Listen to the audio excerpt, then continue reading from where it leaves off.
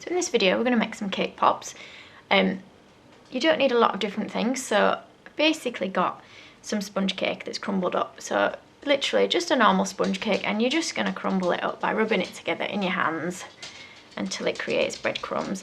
Now if you've got a really crusty edge on your cake, you don't want to put that in, as you'll find it's difficult to roll them into balls if you've got the thick edge bit in. So we've just crumbled up the cake crumbs, and we're just going to add some buttercream to that. Now quantity wise, I tend to guess. I just put it in until I'm happy with the texture and consistency of it, but you don't want to put too much in that becomes too sickly that people won't want to eat it. So we're just adding in the buttercream. We're just going to mix that in. Taking our cake mix that we've got, we're going to roll this out a little bit. So for our birthday cakes, instead of rolling them into a ball like we would with the usual cake pops, we're going to try and roll it. So you see it's cracking a little bit is mine, so just try and push it into shape. Now I've not got all the cake mix here, I'm just rolling a little bit at a time.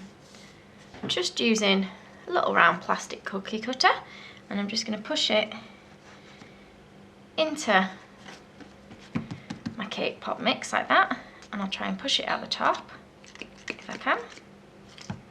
Okay, so this one's a really tall cake. You don't have to do them as tall as that if you don't want. You can do them a little bit thinner. We'll do a couple more.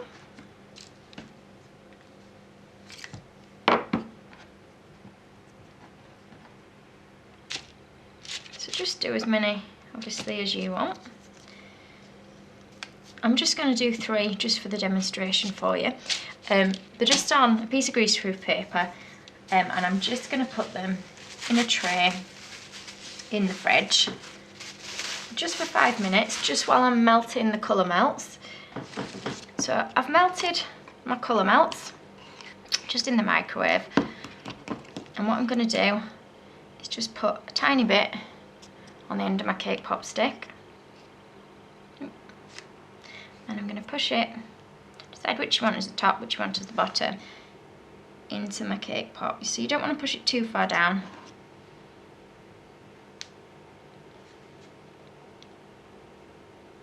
Try and get it in the centre if you can.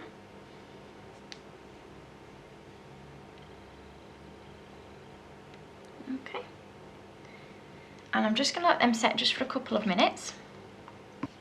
And we're going to put the cake pop in and give it a little bit of a twist. Sorry, I don't know if you can actually see that very well. Okay, till it's covered. It's quite heavy, this one, so I don't want to tap it too hard because I don't want it to fall off my stick. I'm just going to twist it round to get rid of any excess colour melts. Then once it's done, you're just going to pop it into a polystyrene block to dry. So once our cake pop is set, we're going to make some little cherries out of red fondant to go on the top. So just want to create a few small balls. So I'll probably do 6. We're going to take some white fondant, just normal fondant, and we're just going to roll it out nice and thin. And what I'm going to do is taking a cutter that's a bit bigger than the top of my cake pop, I'm going to cut out a circle. So my cutters have got a frilled edge, and I'm using that edge for it. I'm going to turn it over, and I'm just going to wet it a little bit with water. You can use edible glue if you prefer. And I'm going to put that on the top of my cake pop. So we'll turn it round, and then we're going to push the edges down all the way around, like so. Okay. So what we're going to do next is taking a thin paintbrush, we're just going to paint on some red food colouring for like a jam sandwiched bit in the middle of our cake. So we're just going to paint this on here. So it's just red food colouring, just a gel one that I'm using. Now I'm not too worried about having a perfectly neat line, as jam would splodge all over the place anyway. So once we've done that, we're going to take some royal icing in a piping bag. You can use a round nozzle or a star nozzle, whichever one you prefer. And we're just going to start by squeezing and then letting go to create a little like teardrop shape. And then we'll put the next one just at the end of that one. So squeeze it first to get the thicker bit and then release. Pull it away as you're releasing to get your shape. And you just want it on that bottom edge. Now we're going to do this all the way around. You want quite a thick consistency with your royal icing. Again, if you buy it boxed, all you do is add water, and it just has the instructions on the back telling you how much you should put in.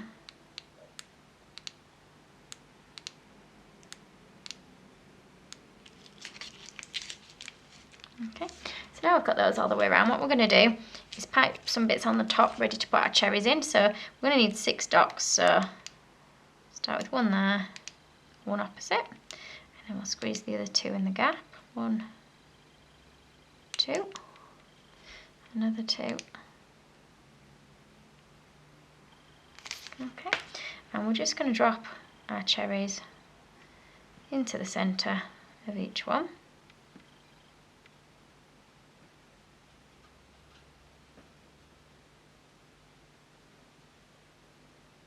Like so.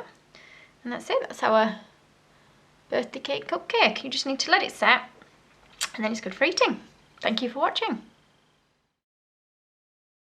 If you liked this video and would like to see more, please click on the images of the other videos suggested. Also, please do subscribe to my channel using the button at the bottom right hand corner of the screen. You can also visit my cake website and my Facebook page to see more cakes and ideas.